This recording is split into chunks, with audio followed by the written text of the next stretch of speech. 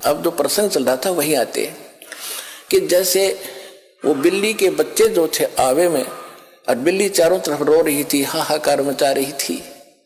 उधर से प्रहलाद भगत भी एक ऐसे पिता का जन्मा था जो कति नास्तिक और खुद भगवान बना बैठा था, लेकिन वो पिछले संस्कार का बालक था। कभी इसी जन्म में उसने भक्ति की थी, वो भक्ति की अब तभी तक कसक उसमें थी।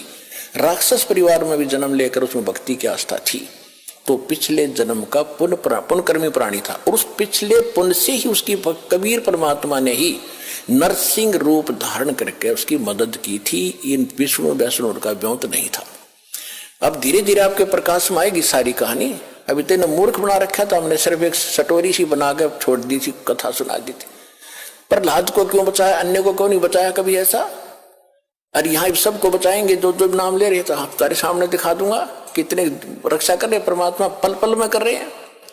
ऐसी ऐसी दुर्घटना सुनाते हैं बच्चे, ऐसी ऐसी परिस्थितियों में परमात्मा मदद करते हैं। अब प्रत्येक के साथ कर रहा है। वो पिछले जन्म के थे, अब ताजे और बना दिए हमने, अब इनसे भी साथ होगा भगवान, इनके प्रतिफल भी आपको देना शुरू कर देगा।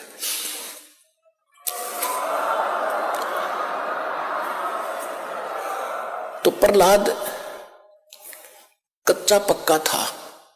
प्रहलाद के पिता ने बचपन से तो भगवान की भक्ति करता था, लेकिन विष्णु का पुष्प जैसे भी सुना ज्ञान किसी ऋषि से, नारद जी ने उसको गर्भ में शिक्षा दे दी थी जब वो गर्भ में था मां के। उसके आधार से वो विष्णु जी का पुजारी बन गया। और विष्णु का दुश्मन हिरण्यकशिपु उसका पिता, उसने ब्रह्मा की भक्ति करके शक्ति प्राप्त कर ली, थोड़ी बहुत सिद्धि शादी उस हल्दी की गांठ से पंसारी बन गया कि मैं ही खुदा हूं, सुबह मरूं ना शाम मरूं, आशीर्वाद ले लिया, पशु से मरूं ना पक्षी से मरूं, अमर मान लिया अपने आप को। इस कारण से उसने अपने बेटे से कह दिया कि विष्णु का नाम नहीं लेगा, भगवान की भक्ति नहीं करेगा। अब वो कुछ उसको क्या किया कि एक सांडा और मुर्का नाम के दो भाई थे ब्राह्मण, वो आचार्य थे, गुरु थे, जो उस प्रहलाद को और वहां के अन्य ब्राह्मणों के बच्चों को पढ़ा करते। ये खुद भी ब्राह्मण था हिरण्यकशिपु। तो प्रहलाद को उनके पास भेज दिया कि तुम इनको पढ़ाओ और मेरे को भगवान इसके अंदर दचाओ। तो उस समय प्रहलाद कच्चा पक्का सा हो रहा था कि भी हो सकता, ये भी हो सकता। रोज देखो एक झूठ ने 100 बार सुन ले तो वह सच्ची सी बन जाती है। इसी स्थिति में परमात्मा ने उसको फिर दृढ़ करना था। वो बिल्ली रो रही थी और कुमारी भी रो रही थी, और प्रहलाद उसी रास्ते से अपने गुरु उस पाठशाला में जा रहा था, सांडा मुर्का वाली पाठशाला में। जब वह माई रो रही थी, बिल्ली का तो उसने नहीं ध्यान दिया क्यों रो रही है। उस कुमारी से पूछा कि माई क्यों रो रही हो आप, बताओ। उसको पता था राजा का लड़का है, बताऊंगी कि महाराज मेरे से गलती बन गई और इस बिल्ली के बच्चे अंधेरे में और किसी मटके में चले गए कच्चे में, अब इसमें आग भयंकर लग गई है, आग चल पड़ी है। पहले कहते हैं ये जो आवा था 1 महीने में पका करता था, और फिर क्या हुआ तो उसने बताया कि 1 महीने तक कभी को छेड़ नहीं सकता, इतनी अग्नि होती है इसमें। तो माई ने उस प्रहलाद ने पूछा फिर आप कैसे रक्षा करोगे, कि भगवान करेगा, अब मनुष्य नहीं कर सकता, अब जीव नहीं रक्षा कर सकता, अब तो राजा भी नहीं कर सकता। राजा मान ले सैनिकों को बुलाकर मटके तो बुझा सके, मटके निकाल सके, लेकिन वो तो मर लेंगे, इतने एक का जल में मर जाएंगे वो बेचारे, तो भगवान ही बचा सकता है। क्या माई भगवान विष्णु जिससे भी भगवान है, यानी क्या माई भगवान इतना ताकतवर है कि वहां भी रक्षा कर देता है? कहां बेटा, हाँ महाराज परमात्मा इसीलिए कहते हैं। कहने लगा माई जब तुम ये आवा तुम्हारा पक जावे, तो उसने पूछा क्या तुझे विश्वास है माई, कैसा होगा? कहा मुझे पूरा विश्वास है अपने भगवान पर। तो उसने प्रहलाद ने कहा कि जब तुम्हारा ये आवा पक जावे, ये किलन मटके पकाने का भट्ठा, उसको आवा बोलते हैं, पूजा आवा, तो जब ये पक जाओ तो मुझे बुलाना, उसके बाद इसको खोलना। और यदि ये बच्चा जीवित पागे तो मैं भी इस भगवान के अतिरिक्त किसी को मानूंगा नहीं, किसी की भी। और नहीं तो भाई खबरदार, आज के बाद तूने राम का नाम यहाँ पर ले दिया, मेरे पिता का नाम लिया करो। उसका रंग चढ़ गया था थोड़ा सा, तुझे मालूम नहीं मेरे पिता को पता लग गया तेरे को जान से मरवा देगा। तो माई कहने लगी मुझे मालूम है लेकिन मेरी मजबूरी है, आपके पिताजी भगवान नहीं है और इनको नहीं बचा सकते, मेरा भगवान बचाएगा।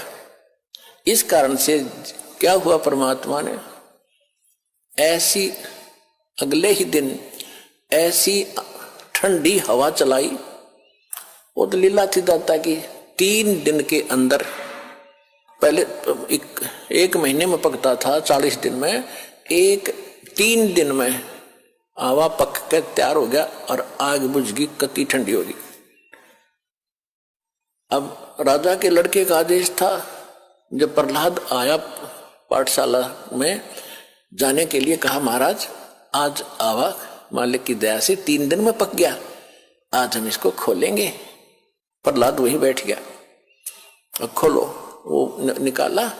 एक मटके में जिसमें वो बच्चे थे उसका अग्नि की आंच भी नहीं लगी थी, न्यू का न्यू कच्चा था, बच्चे सुरक्षित थे।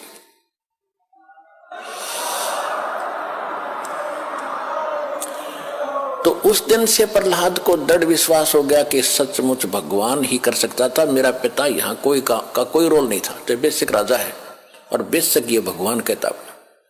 तो उसके बाद सांडा मुर्का को भी उसने कह दिया था कि गुरुदेव आप गलत गाइड कर रहे हो, मेरा पिता भगवान नहीं है, भगवान तो भगवान ही होता है, मैं उसी की भक्ति करूंगा। उसके बाद फिर पिता पुत्र की ठनगी थी, हाय पावेगा अपना किया रे, भोगेगा अपना किया रे मन तू, पावेगा अपना किया रे, भोगेगा अपना किया रे। प्रहलाद पैज परवान करी है, धर नरसिंह अवतारे। प्रहलाद पैज परवान करी थी, धर नरसिंह अवतारे।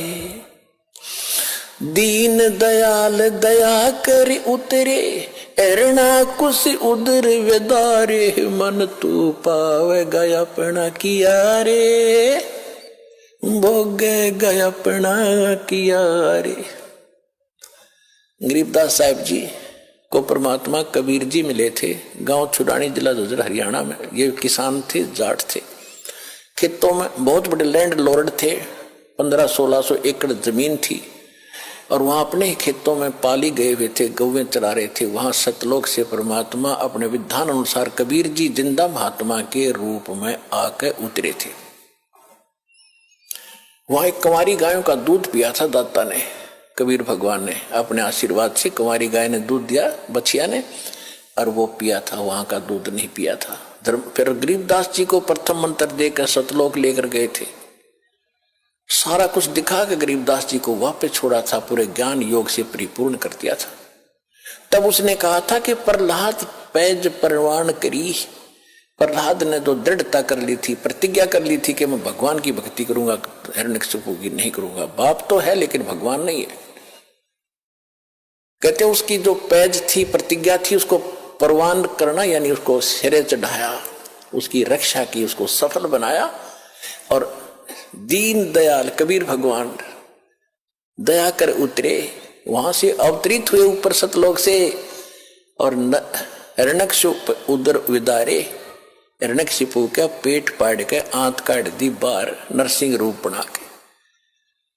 अपना आत्मा ये है तत्व ज्ञान। अब धीरे धीरे आपके कत्ती देखो, वो जूठा फेट हो रहा था, वो तो नकली पेंट था, अब ये रेग मार लगा रहा दास साथ में, और ये असली पेंट ही बोगा अपने, और ये कभी नहीं उतरेगा, ये फेड भी ना होता फिर सदा एक सा ही रहेगा।